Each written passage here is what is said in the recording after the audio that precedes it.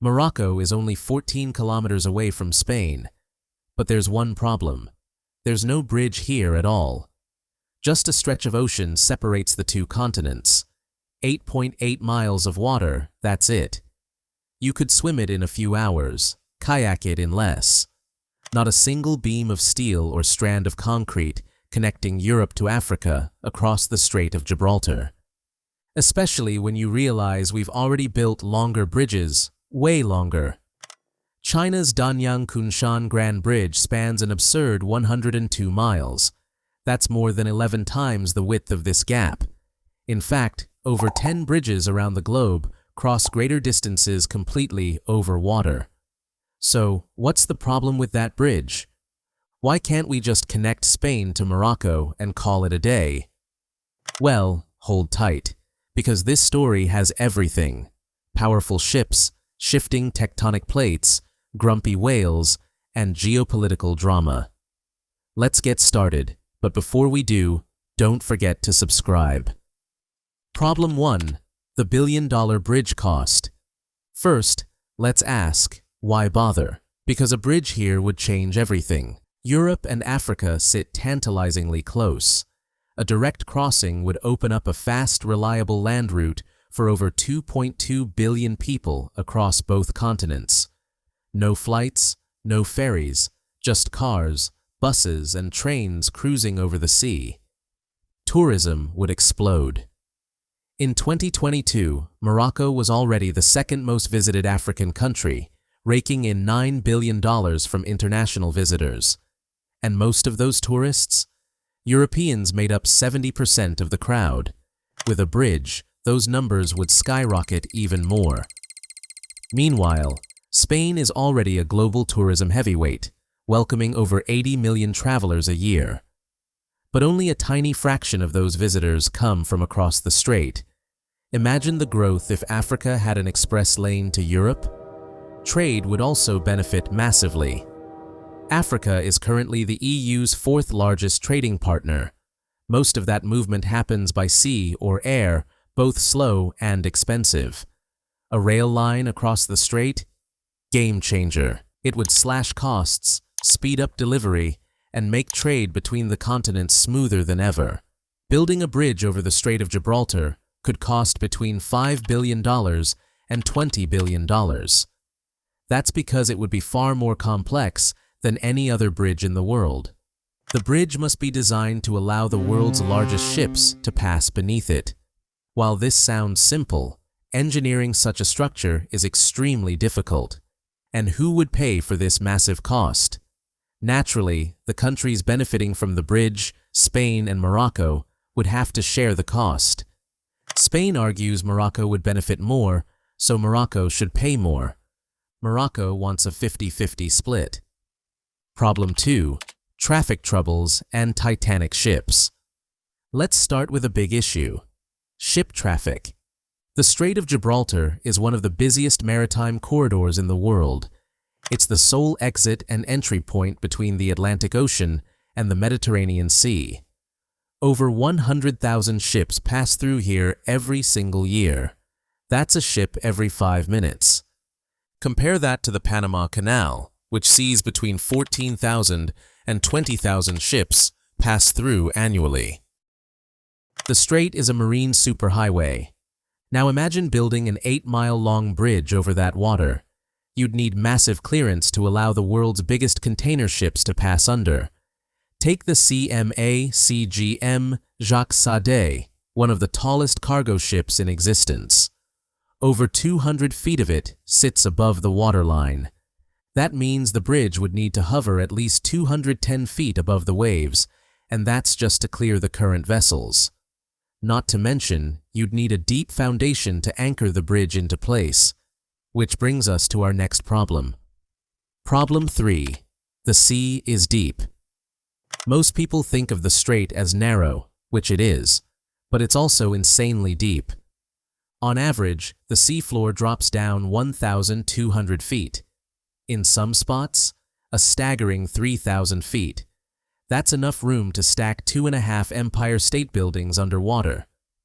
Now, for context, the Golden Gate Bridge in San Francisco only crosses a channel that's 300 feet deep. And the world's current deepest bridge, the Padma Bridge in Bangladesh, only required foundation piles 417 feet deep.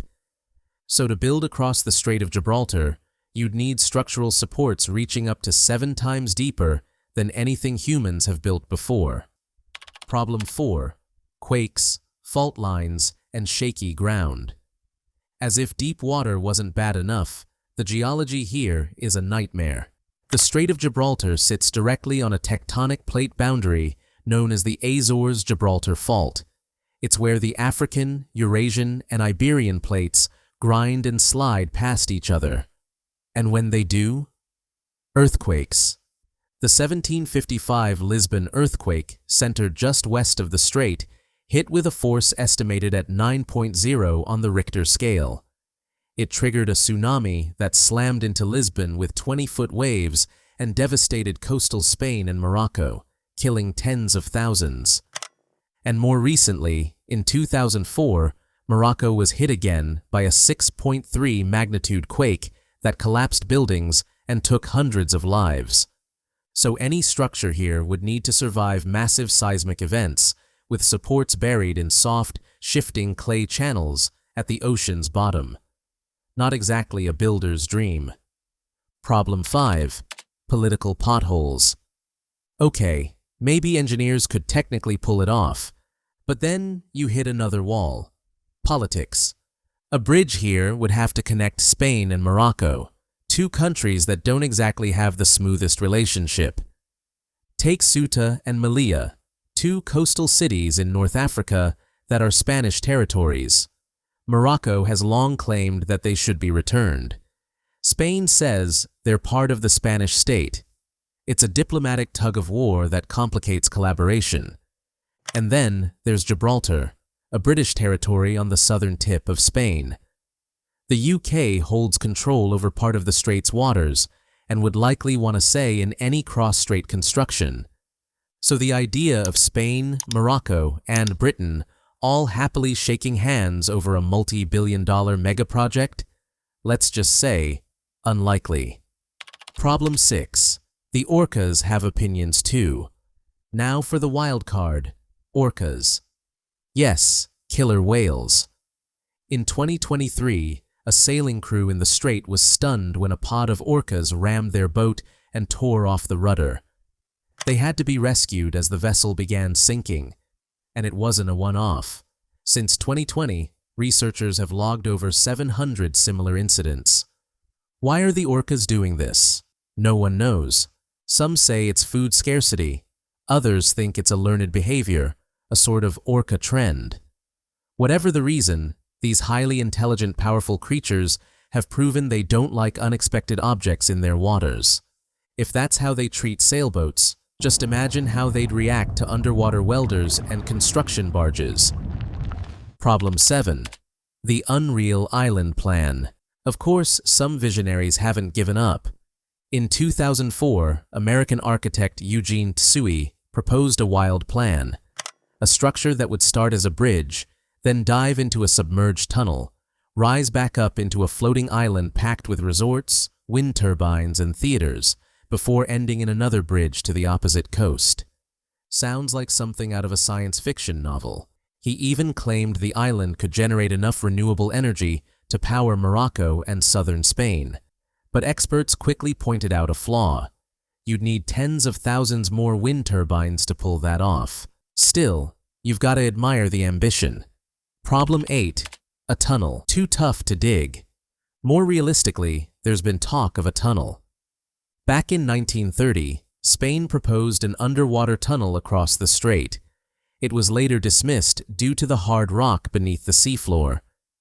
In 1979, Spain and Morocco revisited the idea, this time planning a rail tunnel between Madrid and Casablanca. The tunnel would dive under the sea, cross 17 miles of water, and surface in Tangiers.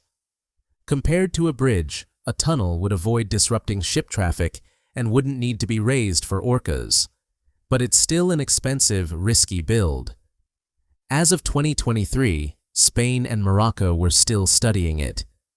With the 2030 World Cup set to be co-hosted by Portugal, Spain, and Morocco, interest in a high-speed connection might just kick up again. So, will we ever see a bridge or tunnel between Europe and Africa? Maybe.